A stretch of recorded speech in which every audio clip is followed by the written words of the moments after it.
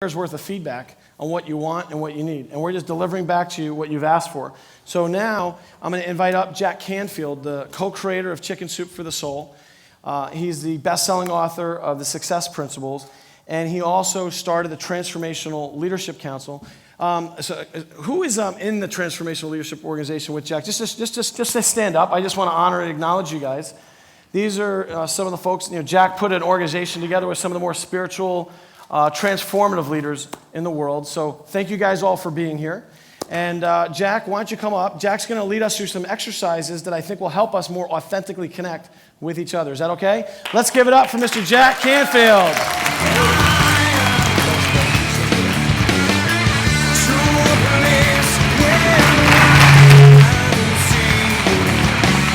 Thank you. I once followed Bill Cosby at a dental convention. He has the funniest routine you've ever heard about having his teeth pulled.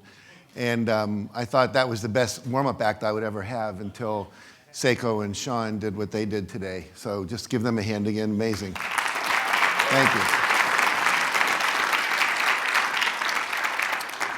If we can bring my slides up. I always start with some cartoons. I do that for two reasons. One is it actually secretes endorphins into your brain. It's a natural opiate, so we can get high without drugs. And secondly, it helps you remember things. We now know that the more you laugh, the more you remember. So it's part of what we're doing here. So let's get a cartoon up here. Hello. Remote control. Are you going to work or not? There we go. So there's two teachers at a travel agency. One of them says to the other one, send us anywhere. We're not afraid of terrorists. We're school teachers. Let's see if I can get this to work here.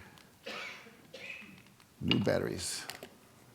Here's a guy, his doctor says, well, it seems your weight is perfect. You just happen to be 11 feet too short.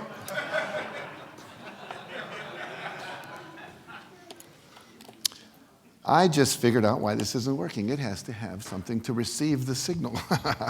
So hold on one second, guys. Apologize.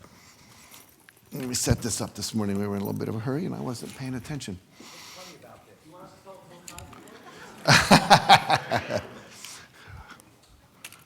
Hold on. We'll get this fixed. All right, let's see if this works. There we go. Thank you. It says, what fits your busy schedule better, exercising 1 hour a day or being dead 24 hours a day? It says, I take it you haven't had sex for a while.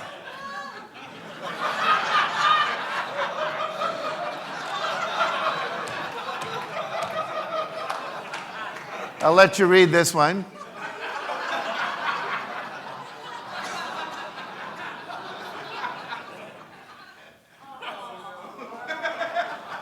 He says, honey, please calm down. Let me explain.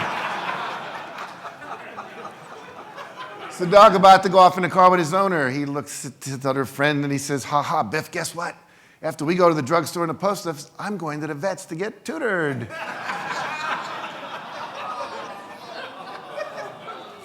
Here's the last one. It's a mother chicken talking to her son who's sick in bed with the flu. And she says, quit complaining and eat it. Number one, chicken soup is good for the flu. And number two, it's nobody we know. How many of you have read a Chicken Soup for the Soul book? Can I see a show of hands? Isn't that amazing? I asked that question in Oman, a little country up Saudi Arabia. 650 CEOs of corporations. Everyone in the room raised their hand. They'd read it in Arabic. This book, if you don't know the story, was rejected by 144 publishers. It took us 18 months to find a publisher for a book that later went on to sell 10 million copies in 47 languages and spawned a series that has 252 titles in it now. And as you heard this morning, 500 million books sold across the world. And I share that not to impress you about me or Mark Victor Hansen, my co-author, but to impress upon you the importance of never, ever giving up on your dream. Never, ever stop. If we'd stopped after 100, I wouldn't be standing here. No one would know me. And so it's like just a lot of dreams in here. And we've been talking the last day. We had a little mastermind group of some of the people here. And you really dig deep. The dreams aren't just about having Bentleys and Rolls Royces and big apartments and big, in the city and the states and the country. But you just scratch a little deeper. Everybody wants to make some kind of difference. Everybody has a deeper passion about making a difference. And as we work through these next days, it really is about doing well and doing good, becoming what one of my friends, Bernie Dorman, calls cooperative capitalists instead of competitive capitalists. There's wonderful things about capitalism, but when it becomes competitive, when Wall Street only becomes a money sport, who can win by getting the most points, as opposed to how do we use venture capital to really support projects that need to be happening in the world, we get into trouble. I'll tell you one chicken soup for the soul story, and then we're going to do some exercises to help bond the group a little bit that we talked about. And Sean set this up really well, and so did Seiko with his poem. Patty Aubrey, who's sitting in the group here, where are you, Patty? Oh, she went to the bathroom or something. Oh, there she is in the back of the room. Her mother got breast cancer. Patty was working in my company. Her mother got breast cancer. And we started sending stories to the mom. We were getting stories about surviving breast cancer and overcoming obstacles like that. And we didn't want to do a book about breast cancer. It didn't seem like an uplifting topic at the time. And so she went and we said to the secretary, any stories about breast cancer that are uplifting, funny, whatever, send them over to Linda. Linda read them. She got into remission. She came into the office one day. She had 2 banker's boxes full of stories we'd sent over. And one of them was this by Norman Cousins. Y'all remember Norman Cousins? He was the editor of Saturday Review. He helped popularize a term called psychoneuroimmunology, meaning your psyche, your attitude, affects your neurosystem, affects your immune system. And he wrote a story called The Wee Nurse. Now, how many of you have been in the hospital overnight? Can I see a show of hands? Did you ever have a wee nurse? Wee nurse comes in the morning and says, did we sleep okay last night? We didn't eat all our breakfast today, did we? And the one he really hated, if she was in a bad mood, if he was in a bad mood, she would say, oh, we haven't had our bowel movement yet today, have we? And he wanted to get back at her because she irritated him. And one day she came in, she had a little specimen cup. She said, we need you to make a urine sample. He said, if you'll leave, we'll make one. So she went out in the hall, looked over at his breakfast table, and there was a glass of apple juice he had not yet drunk. Took the apple juice, poured it into the specimen cup, put the top on, rang the buzzer. She came back in. He handed it to her. She looked at it, looked at him. Said, my, we're a little cloudy today, aren't we? He said, here, give it back. And he took it out of her hands, took the cap off, drank the whole thing down, and said, let me run it through again for you. Maybe I can make it come out clearer this time for you. This was a cartoon that was in Parade magazine. It said, enough with chicken soup for the soul. How about some pizza for the sun? So we will move off that. I wrote a book called The Success Principles. Has 64 universal principles of success. I always tease Stephen Covey. He did 7. Then he wrote a book called The Eighth Principle or whatever. And I said, well, you're catching up. We're going to get there. But anyway, what I'm going to do is I'm going to share one principle with you today, and then I want to go into the exercises. And the first principle in the book, the promise we make is you can double your income, double your time off, and double your free time, have more balance and more fun in your life. Most people want to have that. And we've proven we can do that with companies all over the world. In 2 years or less, we work with Remax of Indiana. And in 2 years, 86% of our salespeople tripled their income or doubled their income. So we know these things work. Jim Rohn, who's no longer with us, was one of my favorite motivational speakers, motivational philosopher, we called him. He said, you can't hire other people to do your push-ups for you. Can't hire Freddie here to go in the gym and work out, and I'm going to get better pectoral muscles. Doesn't work like that. So all these things that we all teach, they're things we have to do. And one of them is take 100% responsibility for our life. And so as we go through these next 2 days, one of the things I want you to do is think about this little formula, E plus R equals O. This is the secret, I think, to everything. E plus R equals O. There are events in your life. You then choose to have a response to those events, and that produces an outcome. And we don't get outcomes we want, being overweight, being distant from our children or our wife, not having the money we want, being tired too much, being sick, whatever. It's an outcome of how we responded to an earlier event. Someone puts a piece of cake in front of you, you eat it. That's an event, that's a response. The outcome is the brain cells start to fire off. We know from the research some of them start to die just the minute the sugar hits it. You put on extra calories and you wonder why you're fat 10 years later. Someone else gives you a piece of cake, someone else, you just go, no, I don't want that. I'm on a restrictive diet right now. I have a lifestyle change. And you don't do that. Someone gives you money. You invest it or you spend it wisely or you don't, and you get different outcomes. So what's been happening lately is instead of changing our responses, because the events have changed, we blame the event. And what the real power is changing our response. Everybody in here has had to deal with the economy. And you're going to hear some people here talk about how bad the government is, how bad this is. I've already heard it this morning from several people. And so what we do is we blame the event rather than change our response. And we don't want to change our response. I mean, most of you have done this, but do this with me real quick. Fold your hands just to remember this. Notice which thumb's on top. How many have your right thumb on top? Raise your hand. These are the really type A thinkers in the group. How many have your left thumb on top? These are the sexy people in the group. Okay. We'll find out who the real sexy people are, right, Sean? Anyone have one thumb next to each other, neither one on top? One person back there? These people think they're sexy even when they're not. That's what we know about that, right? But seriously, unfold your hands and move all the fingers up a notch so the other thumb's on top. What does that feel like? Is it weird, uncomfortable, yucky, wrong? What does your body want to do? Wants to go back. Let it go back. How's that feel? That's why most people never get what they say they want. They'd rather be comfortable and do it the way they've already done it instead of change. And here's the deal. If you were to hold your hands in a new position for 5 minutes, it would lose the sensation of being awkward, uncomfortable, or weird. What would happen is it would just fold into the background. And what happens is we show up here. Sean talked about being on autopilot. Many of us show up here, we're on autopilot. You know, we're always out there hustling and doing our number, putting on our shtick, our persona, our act, whatever it is. And we show up here and we just keep doing it. It's a habit. It is uncomfortable. You know, Sean did it with a lot of humor, talking about, you know, what sucks in our life. But it's uncomfortable to come to a group like this and say, our revenues are down 40% this year. And I'm out there teaching financial abundance. It's uncomfortable to be someone who runs relationship workshops and say, yeah, I just got divorced. You know, these are the things that I want to encourage you to show up and be real here. This is what Larry's talking about and what he's tried to design this conference to be real and to be a giver. And if everybody gives, what happens? Everybody gets. But the energy is different. Can I borrow you, Freddie, for just a minute? I want to show you something here. Freddie and I know each other. It's funny, almost all the TLC people are right in the middle, like in the line right there. Law of attraction. Okay, so arms are okay? Any injuries going on? I'm okay. Can I muscle test you here? Sure. So I want you to, don't let me push your arm down. Let me, you push up, I'm going to push down. You push up, I'm going to push down. Okay. See how strong you are? Great. We'll just do a couple little things real quick. Say, my name's Freddie. My name's Freddie. And then resist. And then make up a name. Say, my name's Carlos. My name's Carlos. And notice what happens to your arm. Say, my name's Freddie. My name's Freddie.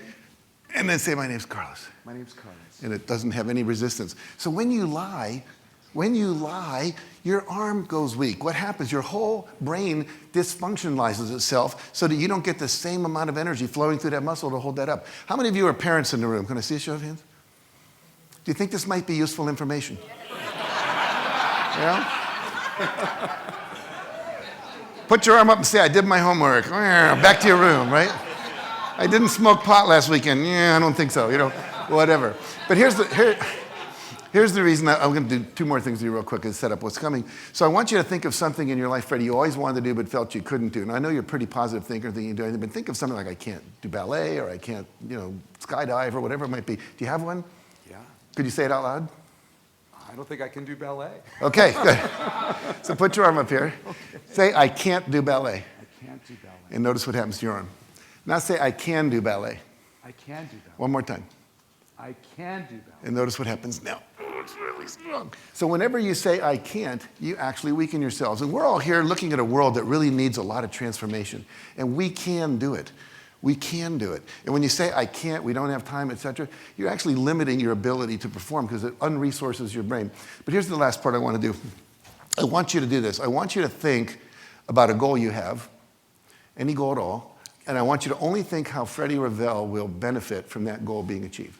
Not your kids, not your wife, not the community, not the music world, only Freddie. I'm going to be famous, I get this cool car, whatever it is, think about that, okay? So think about the goal and only how it serves you. We'll do that for a few seconds. And then we'll test your arm. Keep thinking about it, only how it serves you. And notice what happens when you try to resist, there's nothing there. Now, same goal, don't change the goal. But only think about how, if you achieve that goal, it will serve the community, serve others, serve your family, serve whoever, okay? Same goal, don't change the goal. Only how it will serve others. Keep thinking about that. And resist. Notice what happens now, totally strong. So literally, you don't have to change your goals. Your goals could be to make $1 million. Your goals could be to transform the real estate world. Your goals could be to get everyone out of debt, whatever it is. But think about the customer, the client, your family, the community, the service that you'll bring. That's when you come from service, there's an auric field that it generates from your body that people pick up. There's work now being done at Heart Math, Institute for Heart Math, where they can literally measure the field that comes off your body. And when you're in stress, your body contracts. When you're in service, your body goes up. And when we're wanting stuff, what are we doing? We're going like this. It's all coming in here like this. Gimme, gimme, gimme. When we're serving, it's like this. Just go like this. Go like this.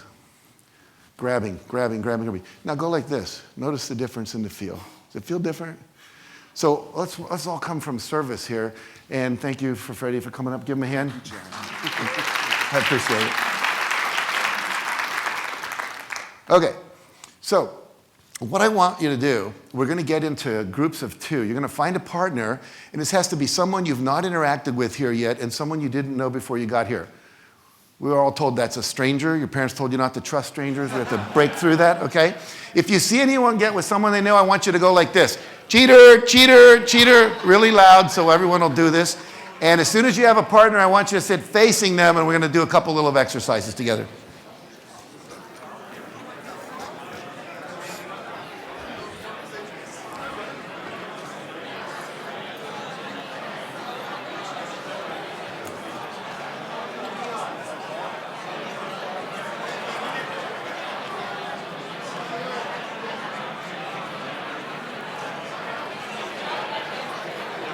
As soon as you have a partner, sit down so we know you're taken. Everybody find a partner, sit facing your partner. If you don't have a partner yet, raise your hand. Look for someone with their hand up. Shh. Anyone without a partner? I can't see in the back there. And you need a partner? There you go. And you can make a group of three with anyone. It'll work for this exercise. Group of three, okay? All right, so here's what I want you to do. One of the things I had Freddie do is say the word can't. His arm went weak. Say, I can. It went strong. So we're going to do a little exercise just to kind of log that into our beingness. It's one thing to hear something. What I've really spent my life learning is experiential learning. How do we have someone experience something so the experience transforms them? Because words don't transform usually. Sometimes you'll read a book, it'll transform your life. It's rare. It's the experience that does it. So here's what I want you to do. You're going to go back and forth in a group of three, you go round and round, and say starting sentences with I can't. I can't find time to answer all my emails. I can't lose that last 10 pounds. I can't seem to give up smoking. I can't stand in my daughter's room. I can't get up the courage to wear a bikini to the beach. Whatever it is, just back and forth, back and forth, back and forth. We're going to do this for 60 seconds, and we're generating data for the second half of the exercise, so please do as many as you can. Back and forth. I can't, I can't, I can't. Everyone clear? All right, go ahead and begin.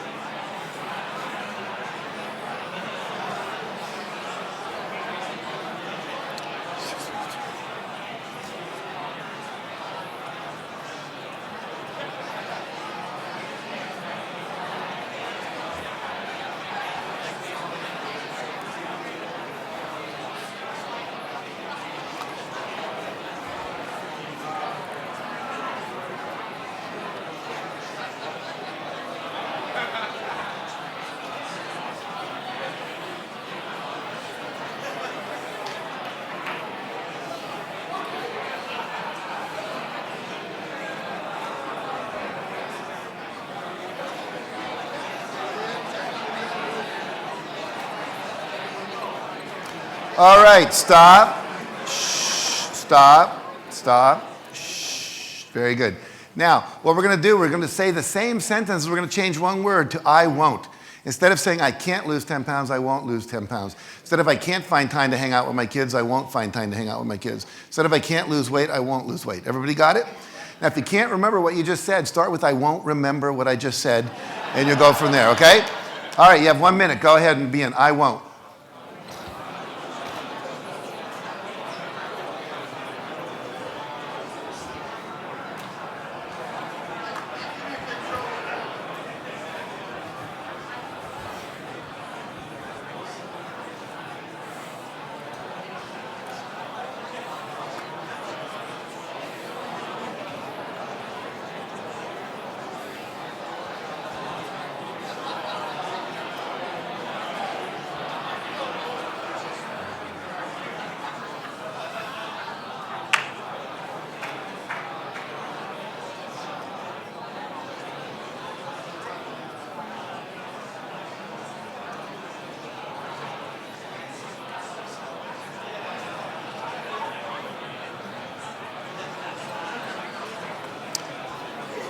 Okay, stop. Let me have your attention. Shh. Very good. How many people noticed you felt different inside when you said won't instead of can't? Can I see a show of hands? Okay. Normally I would take time. I usually do about a 2-hour keynote experience when I do conferences and workshops and companies and so forth. We don't have time today. But how many people felt it was more true when you said I won't instead of I can't? Yeah. How many people felt it was more empowering to say won't? A more powerful statement? Okay, good. Did anyone feel guilty when you said won't? Yeah. See, won't is a contraction of will not, I will myself not to, and then we start to feel guilty because we think we should. So there's only 2 ways to get rid of guilt. Change the should, like well, I don't want to, or change your behavior, okay? But when you say I can't, you're kidding yourself into believing you're not powerful enough to do it. It's impossible. And so we put ourselves in a trance that disempowers us. So this weekend, let's really be powerful and let's eliminate the word can't. So if someone says can't, we can do what Sean said. You can just go over, instead of saying beep, go boop. Okay? Just like we get rid of the word. All right. What I want you to do is this. I want you to decide between the two of you who's partner A and who's partner B. And in this group here, we can do C. Okay? Who's partner A and who's partner B? A, B, and C. Okay. Now, here's what you're going to do. You're each going to have 1 minute. And what you're going to do in that minute is you're going to tell your partner what you like, love, admire, appreciate, and respect most about yourself. Okay? This is the self-confidence part, not the arrogance, but the self-confidence part that Sean was talking about. So you got 1 minute to do this. Now, how many of you, when you heard that instruction, got a little uncomfortable? Tell the truth.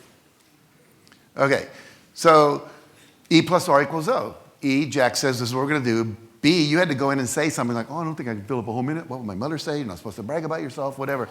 Now, how many people did not get uncomfortable? Tell the truth. And how many of you are already planning what you're going to say? Tell the truth. These are the type A, very productive people that are in this room, okay? They're already getting ready. So when you're doing this, I'll just model this. If I was doing it with Marcia here, it might sound something like this. Marcia, some of the things I like about myself is I'm a good speaker, I'm articulate, I have a great sense of humor, I have a compassionate heart, I'm a good dancer, I sing, I play the guitar, I have a real loyalty to my friends, I'm a good author, editor. Get the idea? There can be skills, they can be qualities. I'm patient, kind, cheerful, thrifty, brave, clean, and reverent. You know, whatever it is that you want to bring up. Or they can be skills, talents, whatever it might be. Now, if you run out, and sometimes people do, because we don't normally go around practicing this, I want you to put both hands in the air. Let's practice this. Put your hands in the air. Stick your chest out. And just look at your partner. Make eye contact. And say, everything's good about me. Everything's good about me. Okay. So if you run out, that's your fallback position. Okay? All right. So you decide who's partner A and who's partner B. Partner B will begin. B stands for begin, okay? So partner B will go first.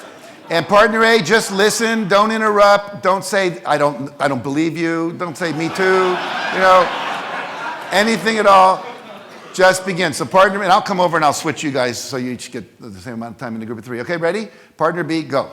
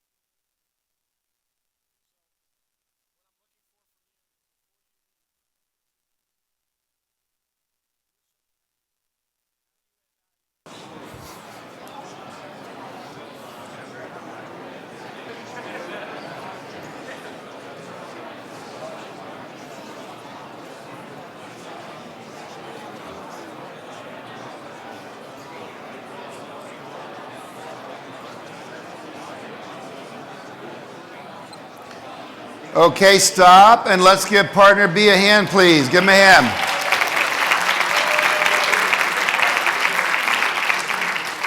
Okay, partner A, your turn. Go ahead and begin, and you can go another few seconds if you want.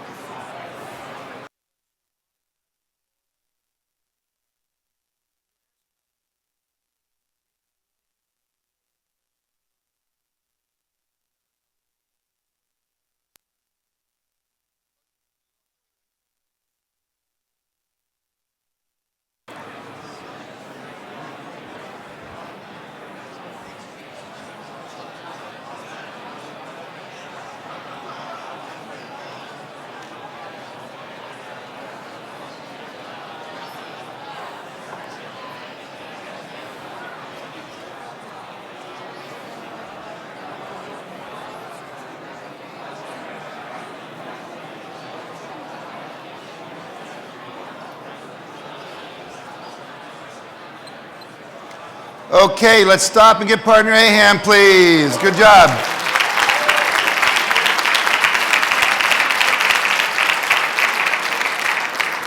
Very good. Here's what I want you to do. Just give me your attention up here for just a minute. Tell you a quick story.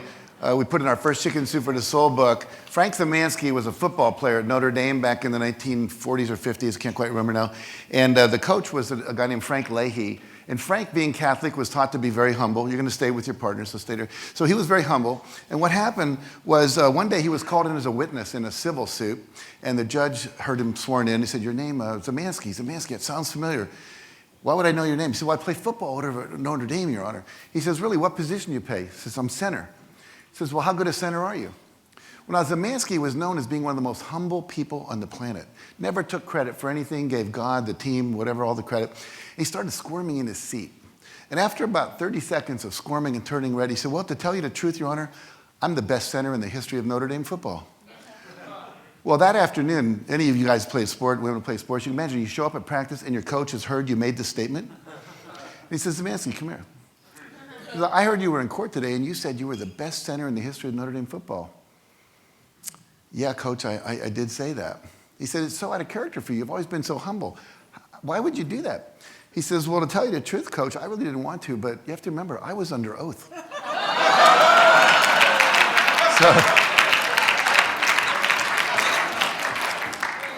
So I want you all to be under oath to tell the truth while we're here at this conference, okay? Okay, so the next thing I want you to do with your partner, see if it's a slide here. No, don't do that yet. What I want you to do is this. I want you to say to your partner, we're going to go, I've lost my train of thought here. Hold on one second, because I'm switching around things as we're doing some of the stuff that came up this morning. Oh, I know what it was. So partner A is going to ask partner B, "Who are you?" And we're going to do this for 1 minute. And the answer is going to be anything that comes up. "I'm Freddie Ravel," or "I'm Jack Canfield," in my case, right? "Who are you?" "I'm a father." "Who are you?" "I'm Christopher and Kyle and Oren's father." "Who are you?" "I'm Inga's husband." "Who are you?" "I'm a best-selling author." "Who are you?" "I'm someone who gets scared sometimes that I'm going to forget the next thing I'm going to say on stage." "Who are you?" "I'm someone who cares deeply about the planet right now, and I'm actually a little concerned about our survival." "Who are you?" It's whatever shows up. It could be, sometimes people go cosmic, say, "I'm a child of God, I'm a butterfly from the third dimension," whatever. That's okay, Or the only thing that stops this from working is if something comes up and you don't say it. Like, let's say you're gay and all of a sudden you're about to say, "I'm gay," and you go, "Well, I don't know if I should say that here." And then all of a sudden this train of unfoldment, the layers of the onion stop coming off and you get stuck. Does that make sense? So just whatever shows up, say it. We'll do it for 1 minute, back and forth. I'll tell you when to switch. So partner A is going to answer. Partner B will ask, "Who are you?" And when they answer, don't say, if they say, "I'm a graduate of UCLA," don't say, "Me too." "What class?" "What fraternity?" Just keep asking. Got it? All right, here we go. Partner A is answering. Partner B is asking. Go ahead. "Who are you?"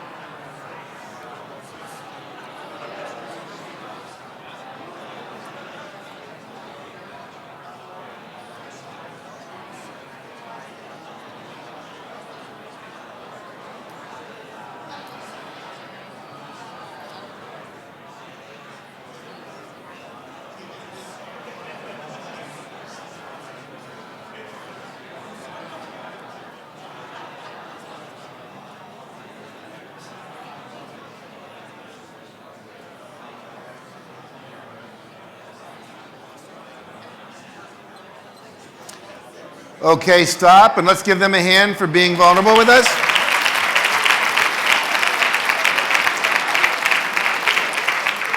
Okay, we're going to switch roles now. Who are you? Who are you? Go ahead and begin. Who are you?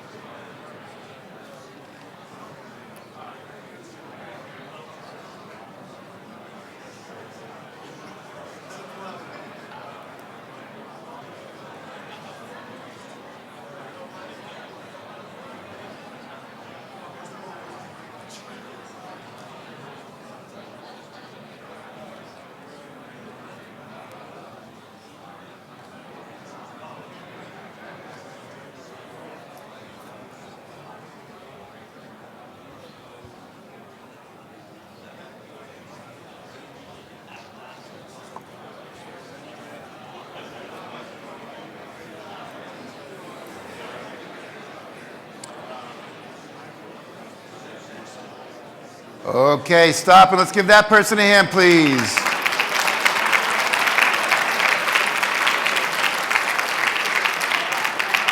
Okay, very good. Shh. Here's a little more difficult and challenging. We're going to do the same process. You're going to continue asking, who are you? They'll answer, who are you? But this time the question is, who do you pretend to be? Who do you pretend to be? And Freddie, I'll demonstrate with the group if you ask me a few times, just who do you pretend to be? Who do you pretend to be, Jack? Sometimes I pretend to be someone who's read books I've only skimmed. Who do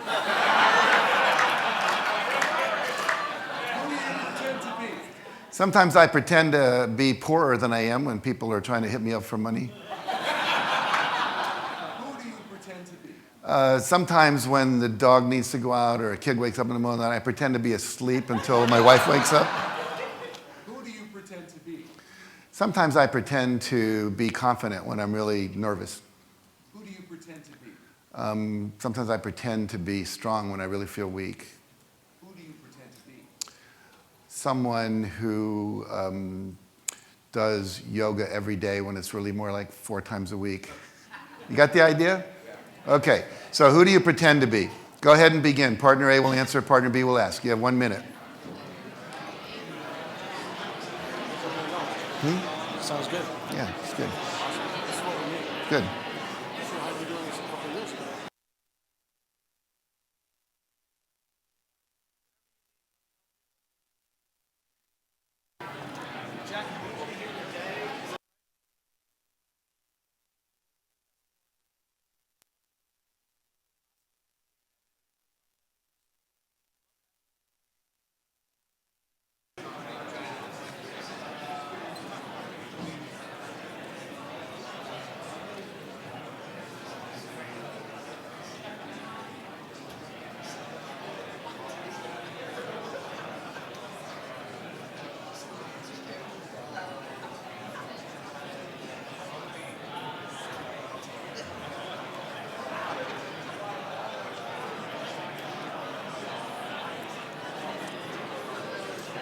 Okay, stop and give your partner a hand again. Good job.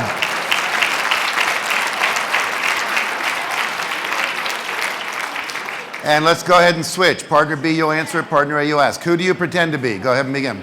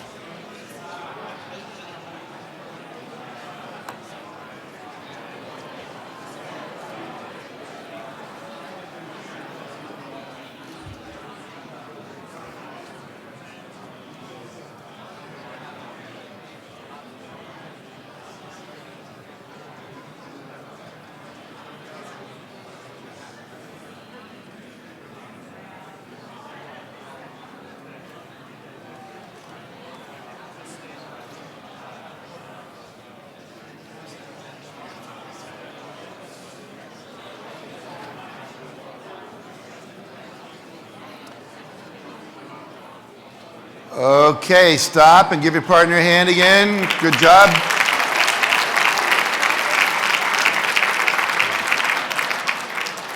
Okay, we just have 2 more of these. Shh, we've got to go quickly here. We have 2 more. You'll each have a minute, and partner B will go first this time. And we're going back to what Sean talked about. Remember when he said, what sucks about your life? So the topic I want you to talk about for 1 minute is what's up. When you're lying in bed and you can't sleep, or you're really worried about something, it could be your kid just got arrested for marijuana possession, or you don't know if you're going to make payroll next week, or your top comptroller just quit your company, or a book you thought was going to do well isn't doing well, or you got news that your spouse has cancer, or whatever it might be. What's up? What's up? What's the top of mind issue that you're confronting that's not all the nice rosy stuff, but the challenging part of your life, okay? So you have 1 minute to do that. I won't model only because we're running out of time here and I want to do one more thing with you. But what's up? Okay, partner B first. Go ahead and begin. You got 1 minute.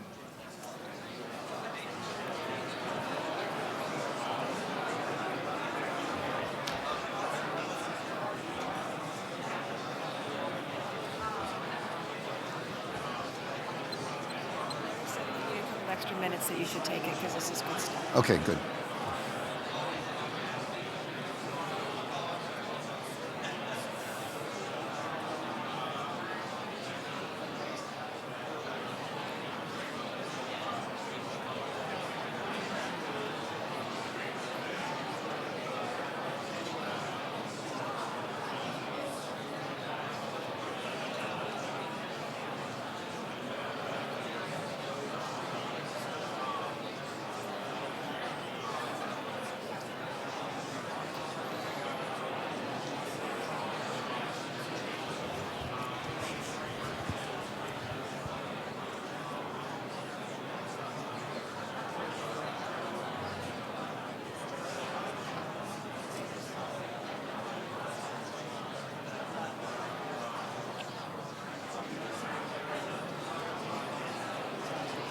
Okay, stop. Stop. Shh. I know that's a very brief amount of time to talk about something so sensitive, but because of the time, let's go ahead and switch roles. Partner A, your turn. What's up for you? What's up? Go ahead and begin.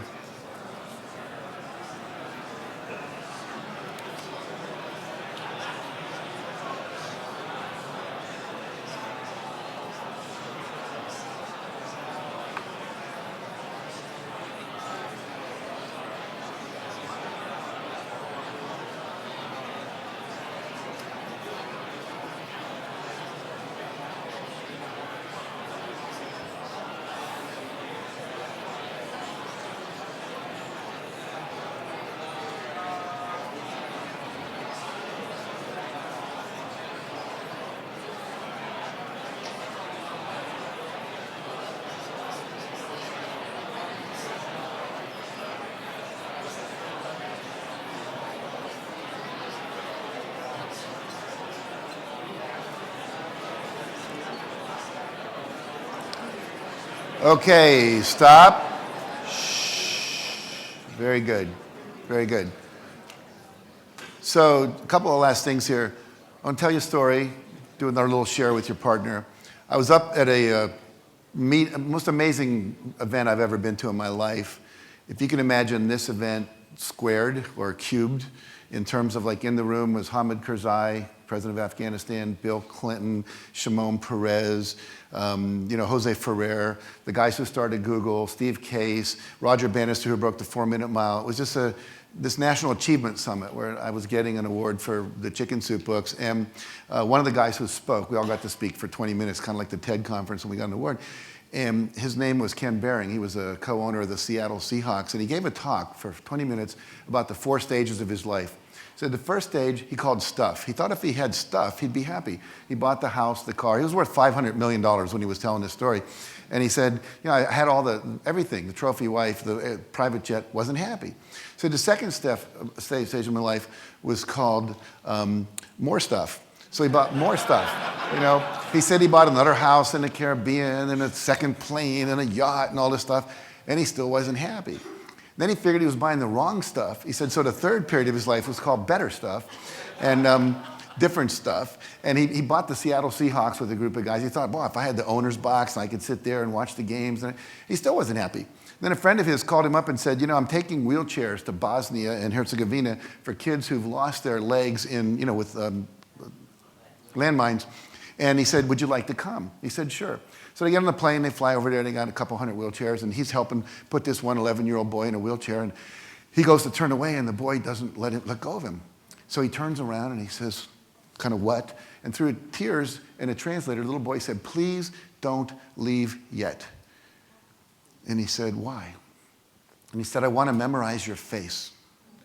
So when we meet again in heaven, I can thank you a second time. And he said, he burst into tears, and he said for the first time in his life, he felt pure joy. And then he started the Ken Behring Wheelchair Foundation, and now they're also building wells in Africa. So what I'm going to ask you to do in this last exercise here is to do this. I want you to take 1 minute and talk about what's the one thing in the world. If you had a magic wand and you could wave it, and that thing would disappear. Could be war, it could be poverty, hunger, lack of education, women's enslavement, whatever it might be.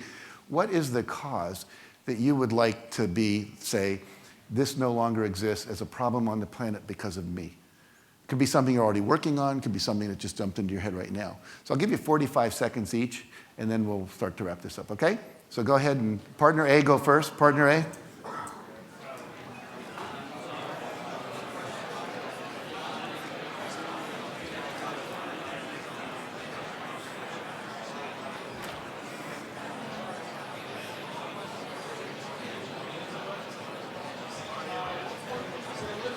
How long is the wrap up? Because we're over time now.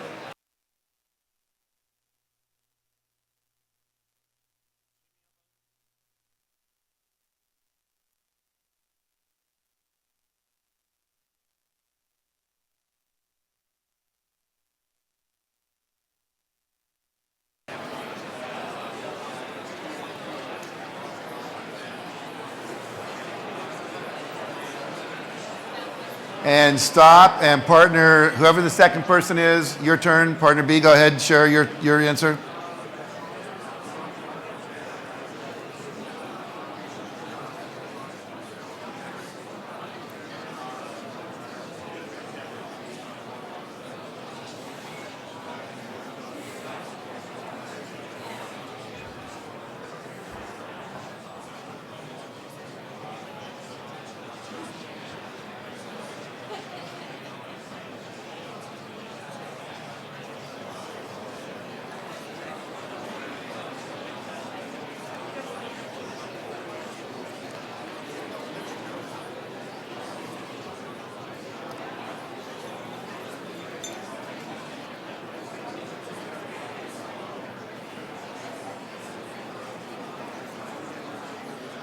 And stop, and let me have your attention back here.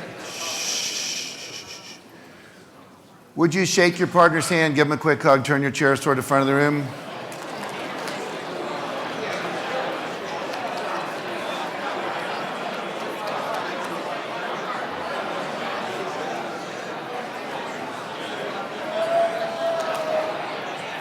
Okay, let me have your attention.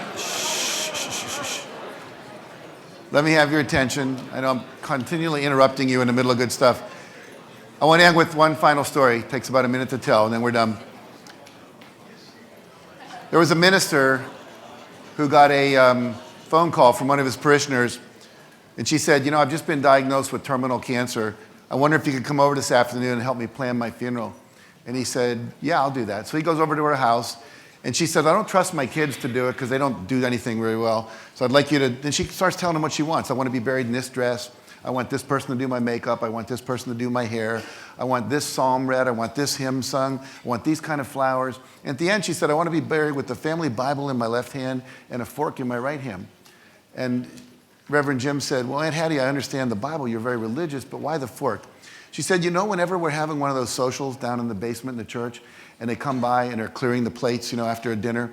And they always say, if there's a really good dessert coming, like, we're going to have apple pie or cherry cobbler or chocolate cake. It's not going to be like pudding or jello. They always say, keep your fork.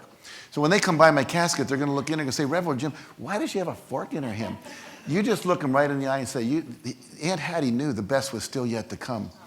So for all of you, this is just the beginning of a magnificent 3 days and an incredible life. And the best is yet to come with all the other speakers and all the events we're having here.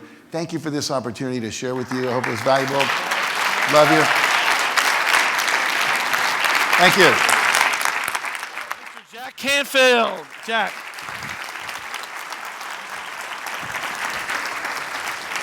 Ladies and gentlemen, Mr. Jack Canfield. Thank you. Thank you. Great stuff. Thank you. Thanks. All right. Okay, everyone. So before we send you to break, we do need a